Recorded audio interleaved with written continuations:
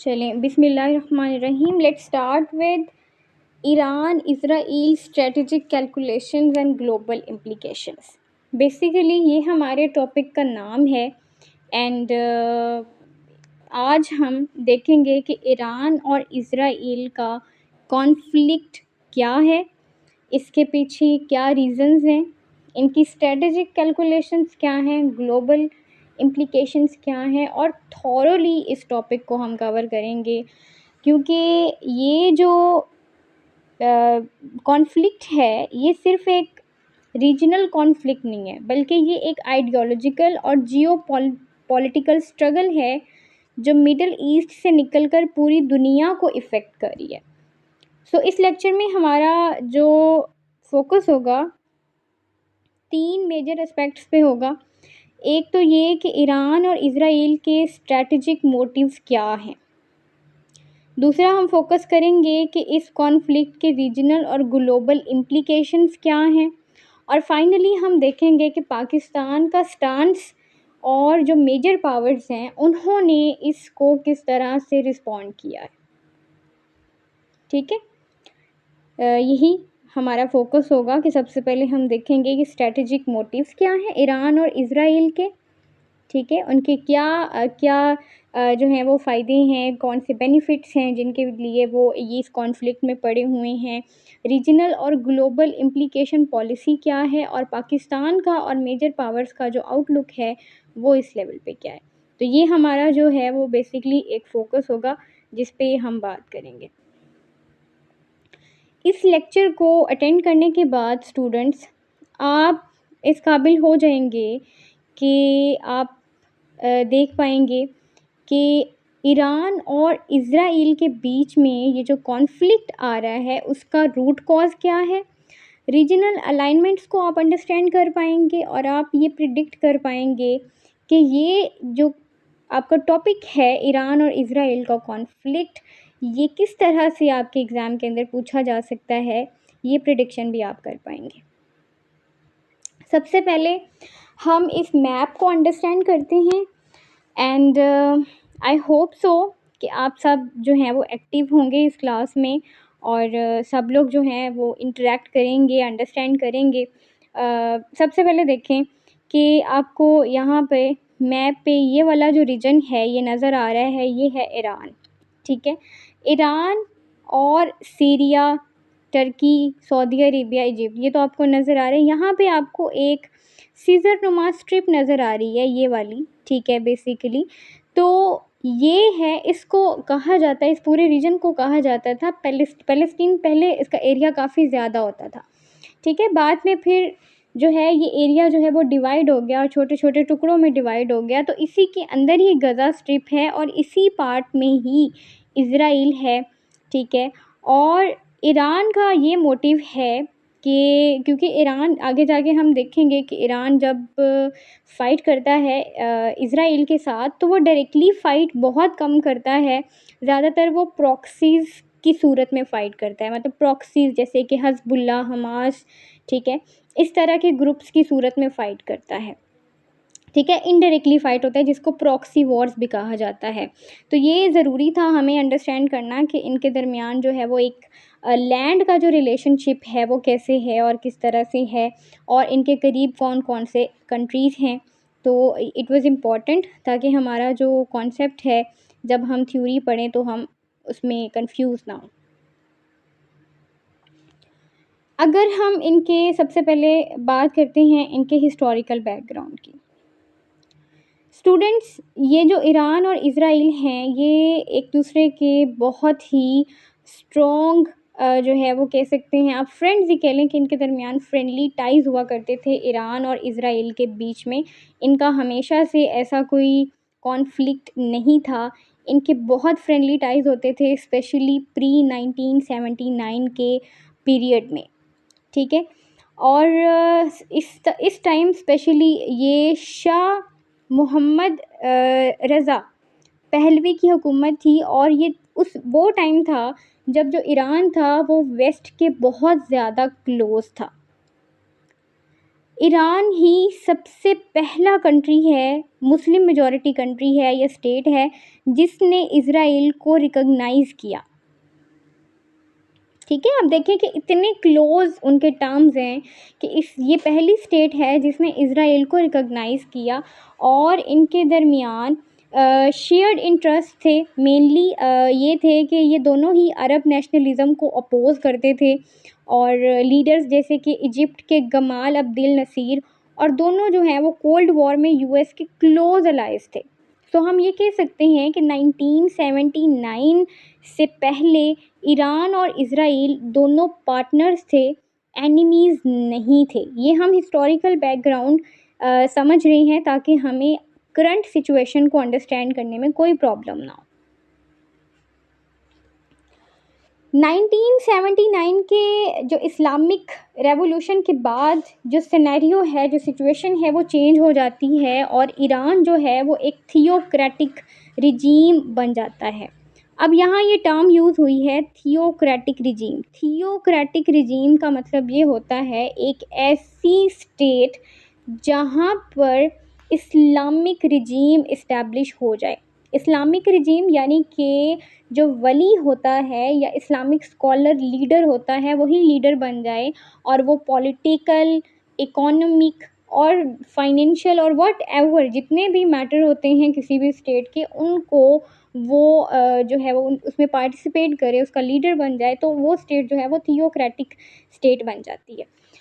अब 1979 के बाद ईरान और इज़राइल के रिलेशंस ड्रामेटिकली चेंज हो गए और ये टर्निंग पॉइंट था जब इस्लामिक रेवोल्यूशन आया। आयतुल्लाह ख़ुमैनी नाम का एक बंदा था, उसने पावर हासिल की तो ईरान, पूरे ईरान में थियोक्रेटिक इस्लामिक रिजीम इस्टेब्लिश हो गया।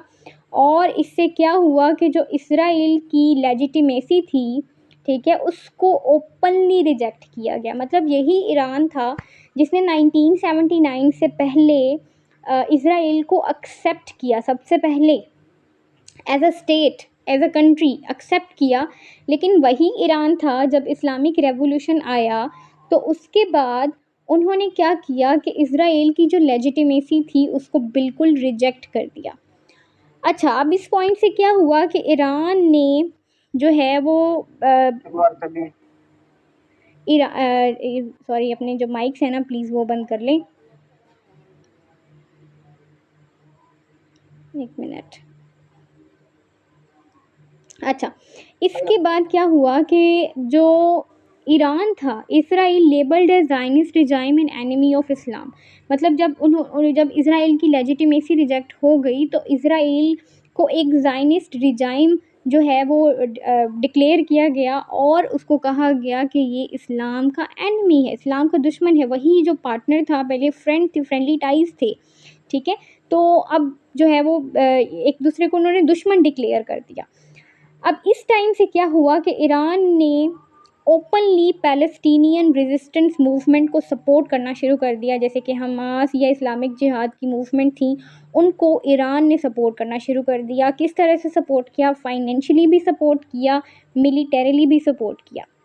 तो अब हमें यहाँ से ये समझ आया है कि पोस्ट 1979 का जो दौर था, ईरान का जो शिफ्ट होगा, पहले वो फ्रेंडली टाइज थे लेकिन बाद में वो एनिमीज़ एक दूसरे के डिक्लेयर हो गए, ठीक है? और उनके जो आइडियोलॉजिकल थे और स्ट्रेटेजिक व्यूज़ थे, ठीक है, वो भी इज़राइल के बारे में चेंज हो गए।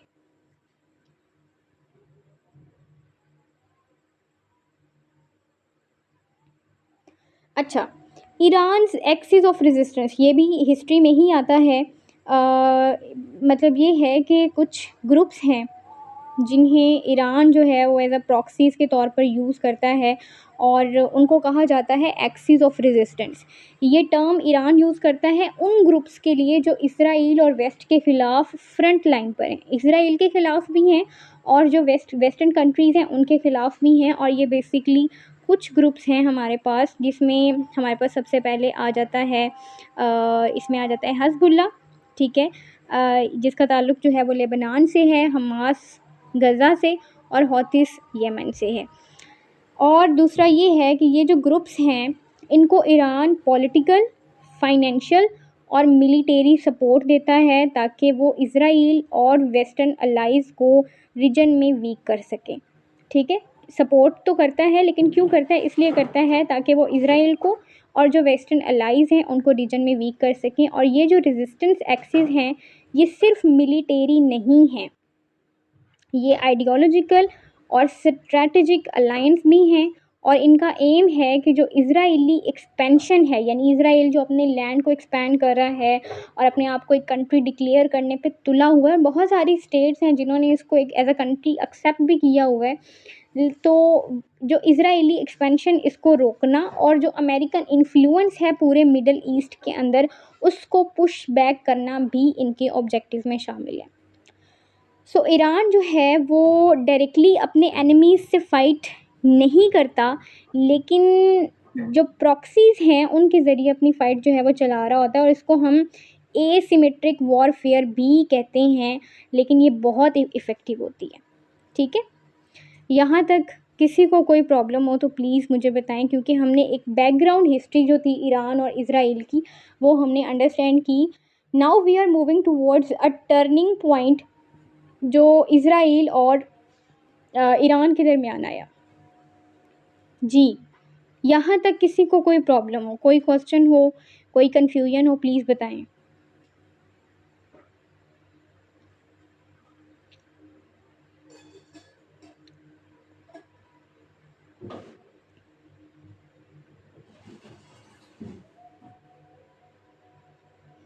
ओके, इंशाल्लाह मैं रिवाइज़ करा दूँगी।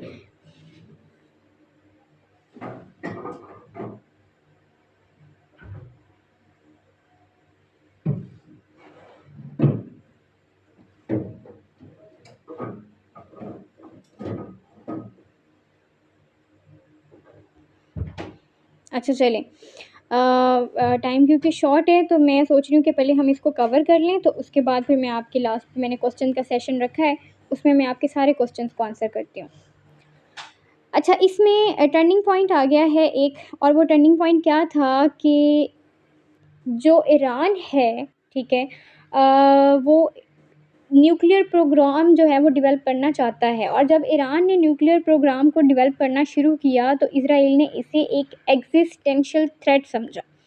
इसका मतलब ये है कि इज़राइल को ये लगता था कि ईरान के पास अगर न्यूक्लियर वीपन आ गए तो ना वो सिर्फ इज़राइल के लिए एक थ्रेट होंगे, बल्कि ये जो जो पूरा रीजन है मिडल ईस्ट का उसका जो रीजनल पीस है वो भी डिस्टर्ब हो जाएगा। अब ये ईरान का न्यूक्लियर एम्बिशन था जिसको इज़राइल ने अपोज़ किया, और उसने समझा कि ये एक एग्जिस्टेंशियल थ्रेट है। हालांकि हर कंट्री के पास अपने आप को डिफेंड करने का राइट है। दूसरा ये आ जाता है कि Israel's assassination of Iranian nuclear scientist. अब जब ईरान ने अपना न्यूक्लियर प्रोग्राम जो है वो डेवलप करना स्टार्ट किया तो ऑफ कोर्स उनके कुछ साइंटिस्ट थे, और वो साइंटिस्ट थे वो जो है वो न्यूक्लियर प्रोग्राम पे काम कर रहे थे। तो इसराइल ने क्या किया कि इसने कोवर्ट ऑपरेशंस के ज़रिए ईरान के जो टॉप न्यूक्लियर साइंटिस्ट थे उनको टारगेटेड किलिंग्स में एलिमिनेट कर दिया। ईरान ने ओपनली अक्यूज़ किया मोसाद को। अब मोसाद जो है वो इंटेलिजेंस एजेंसी है इज़राइल की। तो इज़राइल की जो इंटेलिजेंस एजेंसी है उसके ऊपर इल्ज़ाम लगाया ईरान ने कि आप लोगों ने ही ये किया है, कि इन असैसिनेशंस के पीछे मोसाद है। तो ये एक टर्निंग पॉइंट आया। दूसरा दूसरा जो इनके दरमियान आया, सॉरी तीसरा जो है वो ये आया कि Syria civil war. Syria civil war का क्या कॉन्टेक्स्ट है इसका, ये है कि ये जो सीरिया सिविल वॉर थी इस वॉर ने रीजन को एक और प्रॉक्सी बैटलफील्ड में कन्वर्ट कर दिया। ईरान ने सीरिया में जो असाद रिजीम थी उसको सपोर्ट किया, लेकिन जो इज़राइल था उसने मल्टीपल एयर स्ट्राइक्स लॉन्च किए ईरानियन बैक्ड मिलिटियाज़ पर, वीपन डिपोर्ट्स करके, ताकि ईरान का जो इन्फ्लुएंस है वो सीरिया में लिमिट किया जा सके। अब आप ये सोच रहे होंगे कि भाई इज़राइल को जो है वो सीरिया से क्या इशू है, वो ये क्यों नहीं चाहता कि ईरान जो है वो सीरिया के करीब आए, क्योंकि सीरिया जो है वो बहुत ज़्यादा करीब है इज़राइल के। इनफैक्ट जो ईरान है वो ये भी नहीं चाहता कि सीरिया के अंदर ईरान अपने एयर बेसिस बनाए, क्योंकि सीरिया जो है वो बहुत करीब है इज़राइल के। तो ये था। उसके बाद देखते हैं कि क्या हुआ है। ये इनकी हिस्ट्री जो है, मतलब यहाँ से जो इनके क्लैशेज़ हैं वो स्टार्ट हुए एंड अब देखते हैं कि इनके स्ट्रैटेजिक इंटरेस्ट क्या हैं।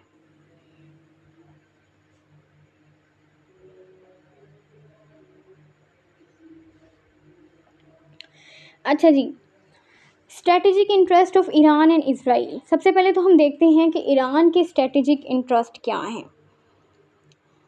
ईरान का जो पहला इंटरेस्ट है वो ये है रीजनल हेजमोनी।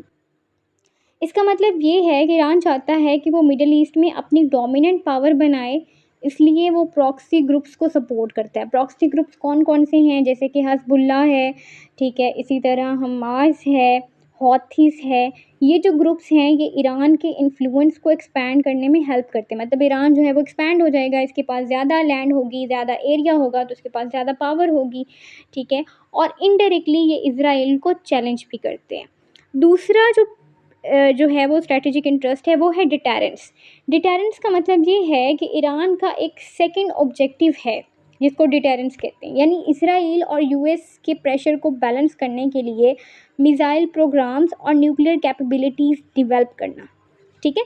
यानी मिसाइल्स डेवलप किए जा रही हैं, न्यूक्लियर कैपेबिलिटीज़ डेवलप की जा रही हैं, लेकिन किस लिए की जा रही हैं? ताकि जो इसराइल और यूएस की तरफ से ड्रोन्स आते हैं, जो एयर स्ट्राइक्स होती हैं, जो हमले होते हैं, उनके अगेंस्ट डिफेंड किया जा सके। ये है डिटरेंस, ताकि ईरान के पास भी एक स्ट्रॉन्ग रिटेलिएशन सिस्टम हो। थर्ड जो स्ट्रेटेजिक इंटरेस्ट है ईरान का वो है सपोर्ट फॉर पैलेस्टीन। पैलेस्टीन को सपोर्ट करता है। ईरान जो है वो ओपनली पैलेस्टीनियन कॉज को सपोर्ट करता है, इसमें कोई शक नहीं है। सिर्फ ह्यूमैनिटेरियन बेसिस पर सपोर्ट नहीं करता, बल्कि इसराइल को ग्लोबली डी लेजिटिमाइज भी करना चाहता है और मुस्लिम वर्ल्ड की सिंपैथी भी हासिल करना चाहता है। ये थर्ड स्ट्रैटेजिक इंटरेस्ट है ईरान का इसराइल के अंदर। फोर्थ है सिक्योर शिया क्रीसेंट। आपको पता है कि जो ईरान है वो एक शिया स्टेट है, ठीक है? और ये अब चाहता है कि शिया क्रीसेंट जो है वो इस्टेब्लिश हो। ईरान से लेकर इराक, सीरिया और लेबनान तक एक कंटिन्यूअस कॉरिडोर मेंटेन हो, और ये कॉरिडोर ईरान को मिलिट्री और आइडियोलॉजिकल स्ट्रेंथ देगा अक्रॉस द रीजन। तो ये जो है वो फोर्थ स्ट्रेटेजिक इंटरेस्ट है ईरान का इज़राइल के अंदर, ठीक है? यानी कोई भी कॉन्फ्लिक्ट होता है, कोई भी वॉर होती है दोनों कंट्रीज़ के बीच में, तो कोई ना कोई स्ट्रेटेजिक इंटरेस्ट लाजमी होता है जिसकी बेसिस पे वो आपस में फ़ाइट कर रहे होते हैं। अब हम देखते हैं कि इज़राइल के स्ट्रेटेजिक गोल्स क्या हैं, इज़राइल क्या चाहता है। सबसे पहला जो गोल है और जो फंडामेंटल है वो है नेशनल सर्वाइवल। सिक्योरिटी और सर्वाइवल इनका पहला गोल है, ठीक है? और ये चाहते हैं कि ईरान जो है वो न्यूक्लियर प्रोग्राम ना बनाए, क्योंकि ये ईरान के न्यूक्लियर प्रोग्राम को एक एग्जिस्टेंशियल थ्रेट समझते हैं। वो चाहते हैं कि ईरान कभी भी न्यूक्लियर बॉम्ब ना बना सके, वरना जो पावर होगी उसका जो बैलेंस है वो डिस्टर्ब हो जाएगा। ना सिर्फ इन दोनों कंट्रीज़ के बीच में, बल्कि पूरे मिडल ईस्ट में जो पावर बैलेंस है, जो स्ट्रेटेजिक पीस है, रीजनल पीस है, वो डिस्टर्ब हो जाएगा। दूसरा वो कहते हैं डिसरप्शन ऑफ ईरानियन प्रॉक्सीज़। यानी कि जैसे इसराइल जो है वो मुसलसल सीरिया और लेबनान में एयर स्ट्राइक्स करता है, स्पेशली हज़बुल्ला में और ईरानियन फोर्सेस को टारगेट करने के लिए। तो उनका मकसद ये है कि ईरान के जो रीजनल आर्म्स हैं उनको वीकन किया जाए before they can grow stronger, ठीक है? यानी ईरान जो है वो डायरेक्टली फ़ाइट नहीं करता, मोस्टली इसके जो प्रॉक्सीज़ होते हैं आगे से, जैसे कि हज़बुल्ला है, हमास है, हौथीस है, ठीक है? इस तरह दूसरे जो ग्रुप्स हैं ये फ़ाइट करते हैं। तो इज़राइल जो है वो ये चाहता है कि जो ईरानियन प्रॉक्सीज़ हैं उनके बीच में भी डिसरप्शन हो। उसके बाद बात करते हैं रीजनल डिप्लोमेसी की। रीजनल डिप्लोमेसी बिल्ड करना, इज़राइल जो है उसने कुछ रीसेंट ईयर्स में अब्राहम अकॉर्ड्स जैसे एग्रीमेंट साइन किया। मैं आपको आगे जाके बताती हूँ कि अब्राहम अकॉर्ड क्या होता है। और इसका मकसद ये था कि ईरान को बाकी कंट्रीज़ से आइसोलेट किया जा सके, मतलब अलग किया जा सके, ठीक है? फिर जो लास्ट वाला जो है वो उसका स्ट्रेटेजिक इंटरेस्ट है, स्ट्रेटेजिक गोल है, वो ये है कि प्रिवेंट न्यूक्लियर ईरान। वही बात है, साइबर अटैक्स करना, सैंक्शंस लगाना डिप्लोमेसी के ज़रिए, ठीक है, और इस तरह से रुकावटें पैदा पैदा करके, मतलब बेसिक मकसद यही है कि ईरान को किसी न किसी तरह से न्यूक्लियर पावर बनने से बचाया जाए, उसको न्यूक्लियर पावर जो है वो ना दी जाए। ये है इसराइल का स्ट्रैटेजिक गोल। प्रॉक्सीज़ का रोल हम पहले भी रीड कर चुके हैं कि ये जो प्रॉक्सीज़ हैं जिसमें हिज़्बुल्लाह आ जाती है, जिसका ताल्लुक़ लेबनान से है, ठीक है। ये क्या करती है, ये basically Iran backed military are threatening Israel's northern border पे होती है ये। और ये ज़ाहिर है फ्रीडम मूवमेंट्स जो हैं वो चलाते हैं इज़राइल के अगेंस्ट। अच्छा, एक एग्रीमेंट हुआ था अब्राहम अकॉर्ड, जिसको हमने पीछे रीड किया है। अब्राहम अकॉर्ड क्या है? ये एक डिप्लोमेटिक एग्रीमेंट था, डिप्लोमेटिक ऑफ़िशियल टाइज़ को इस्टैब्लिश करने के लिए। और ये इज़राइल, यूएई, अगर आप कोई लेके बैठे हैं, कोई नोटबुक वगैरह लेके बैठे हैं, तो आप नोट कर सकते हैं कि अब्राहम अकॉर्ड में इज़राइल, यूएई और बहरीन ने ऑफ़िशियली डिप्लोमेटिक टाइज़ जो हैं वो इस्टैब्लिश किए थे। इन्होंने फिर क्या किया, एम्बेसीज़ ओपन की, इन्होंने फ़्लाइट स्टार्ट की, ट्रेड एग्रीमेंट साइन किए। पहला जो मेजर पीस डील हुआ था वो 1994 में हुआ था, और पहली दफ़ा था कि किसी गल्फ़ अरब कंट्री ने ओपनली इज़राइल को रिकॉग्नाइज़ किया, ठीक है। उससे पहले सिर्फ इजिप्ट ने और जॉर्डन ने। इजिप्ट ने 1979 में और जॉर्डन ने 1994 में ऐसा किया था, यानी इज़राइल को रिकॉग्नाइज़ किया था। इनका मकसद क्या था? इनका मकसद ये था कि ईरान के रीजन को आइसोलेट किया जा सके, यानी इज़राइल और गल्फ़ कंट्रीज़ जो हैं वो एक कॉमन थ्रेट के ख़िलाफ़ जो हैं वो जुड़ने लगे हैं। और कॉमन थ्रेट कौन-सा है? वो ईरान है, ठीक है। तो ये सीएसएस और पीएमएस के लिए, एमसीक्यूज़ के लिए स्पेशली इम्पॉर्टेंट है, इसको देख लीजिएगा। अच्छा, role of proxies. Role of proxies ये है कि जो हिज़्बुल्लाह है लेबनान, ये basically Iran supported Shia military है, और ये साउदर्न लेबनान में तकरीबन ये होती है, और इसका काम ये है कि नॉर्दर्न बॉर्डर पे जो है वो बेसिकली ये थ्रेट बनकर रहती है नॉर्दर्न बॉर्डर पे। हमास और पैलेस्टीनियन इस्लामिक जिहाद जो हैं, ये पैलेस्टीनियन रेजिस्टेंस ग्रुप्स हैं, ठीक है। पैलेस्टीनियन इस्लामिक जिहाद गज़ा, ये पैलेस्टीनियन रेजिस्टेंस ग्रुप्स हैं, और इनको आर्म, फंड्स और इनकी ट्रेनिंग ये भी ईरान ही प्रोवाइड करता है। हौथीस ये यमन से हैं, और ये क्या करते हैं, ये इसराइल के जो अरब अलाइज़ हैं, जैसे कि सऊदी अरेबिया या यूनाइटेड अरब एमिरेट्स, उन पर अटैक्स करते हैं। रेड सी शिपिंग पे मिसाइल्स और ड्रोन स्ट्रोक्स जो हैं वो भी यही करते हैं हौथीस। और जो शिया मिलिट्रीज़ हैं, जैसे कि इराक़ और सीरिया में जो पाए जाते हैं, ठीक है, इनका काम ये है कि यूएस इज़राइली जो इंटरेस्ट हैं और जो सप्लाई रूट्स हैं, इनको सिक्योर किया जा सके, ये इनको सिक्योर करते हैं, शिया क्रिश्चियन को सिक्योर करते हैं, ठीक है। तो ये था रोल ऑफ़ प्रॉक्सीज़।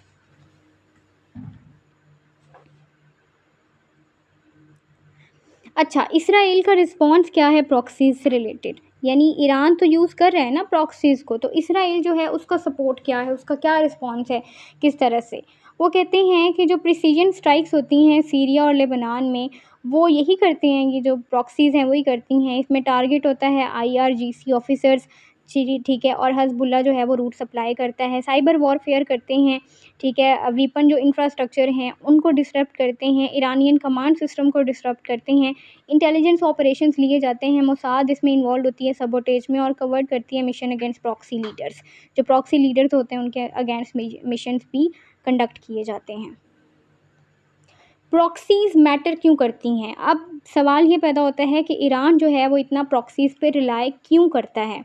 पहली बात तो ये है कि जो डायरेक्ट वॉर होती है उसका रिस्क कम हो जाता है, इससे प्लॉजिबल डिनाएबिलिटी आ जाती है। यानी इसका मतलब ये है कि लेट्स से प्रॉक्सीज़ और इज़राइल के दरमियान क्लैशेज़ आ रहे हैं, फुल ब्लोन वॉर नहीं हो रही, ठीक है, लड़ाई झगड़े होते रहते हैं। लेकिन ये है कि अगर प्रॉक्सीज़ फ़ेल्ड भी हो जाती हैं तो ईरान के पास खुद के लड़ने के लिए भी एक ऑप्शन होता है कि अगर प्रॉक्सीज़ फ़ेल होगी तो फिर ईरान जो है वो खुद भी लड़ सकता है। उसके अलावा keeps the conflict low intensity but continuous, इससे क्या होता है कि जो लड़ाई झगड़ा होता है वो कंटिन्यूअस रहता है, लेकिन इंटेंसिटी उसकी लो होती है। और expands battlefield to multiple fronts, जो बैटलफील्ड है यानी कि जो जंग का मैदान है बेसिकली, वो भी मल्टीपल फील्ड्स में एक्सपैंड हो जाते हैं। ठीक है। नेक्स्ट हम करने जा रहे हैं timeline of Iran Israel conflict, but यहाँ पे हमारा ज़ूम का टाइम एंड हो रहा है, तो आप जो मैंने ग्रुप में लिंक शेयर किया है उसी लिंक से दोबारा ज्वाइन करके अभी वापस आ जाएं। हम इंशाल्लाह यहीं से कंटिन्यू करते हैं timeline of Iran Israel conflict. हम देखते हैं कि किस तरह से इस कॉन्फ्लिक्ट में क्या प्रोग्रेसेस, क्या डेवलपमेंट्स आई हैं, ये सब हम आके स्टडी करते हैं।